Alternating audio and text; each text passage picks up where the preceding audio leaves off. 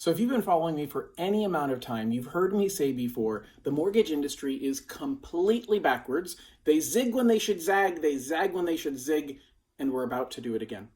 Here's what I'm talking about. I'm talking about the types of loans that we are offering, and in particular, 40-year mortgages and adjustable rate mortgages. We are currently at an upward part of the cycle in housing prices. Now, I've said many times in recent videos, check out my YouTube channel for all the different videos I've got about the future of housing prices. I don't see housing prices going down, but we're definitely not at the low end of the cycle.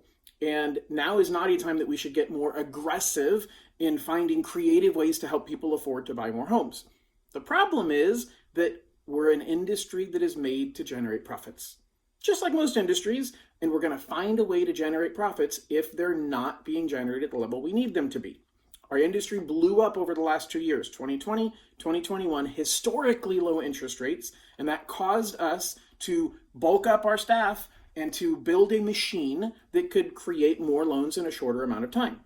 Now we're hitting 2022, interest rates are going up, refinances have slowed down, the purchase market is tight right now because there's not a lot of inventory, and affordability is being challenged. Because of that rise in rates, some people's purchase power has dropped by $50,000 to even $100,000.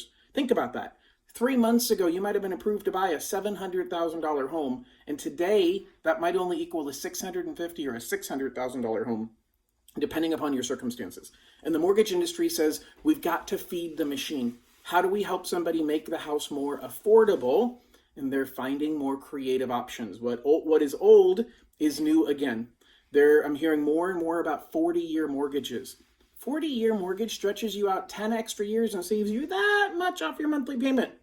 But that's just enough to get somebody a little bit higher. That drop from $700 to $600, you go to a 40-year mortgage, maybe you're back up to $630 or $640 in purchase power, and that can make a huge difference for somebody. Now, I'm not advocating this is a good idea. I'm just pointing it out as a fact.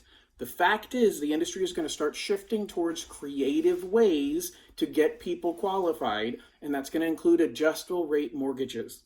Right now, adjustable rates are not that much cheaper than fixed rates, but I foresee them being much cheaper as we continue to see the 30-year fixed go up or the 40-year fixed go up. We're going to see adjustable rate mortgages, meaning they're fixed for the first 3, 5, or 7 years.